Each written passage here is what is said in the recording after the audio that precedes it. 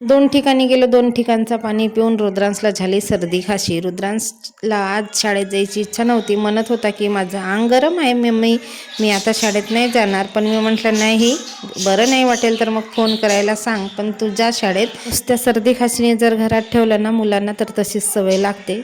रुद्रांश गेला शाळेत, माझी कामं वगैरे झाली आणि मी लागली एक उद्योग करायला. तर माझी गरसोली ना तुटलेली नव्हती, पण असं धागा कणलेला होता. तर म्हटलं केव्हाही तुटू शकते आणि मला काही एवढं ओवता नाही येत पटपट, तर ओवायचा प्रयत्न केला पण आली पटकन. आणि ह्या वाट्या आहेत ह्या तारामध्ये ओवलेल्या होत्या सुरुवातीला आणि मग तो तार तुटला, पण मी बदलवला दोन वेळ तार, पण ते काही व्यवस्थित झालं नाही. मग लगेच तुटायला लागले ते तार.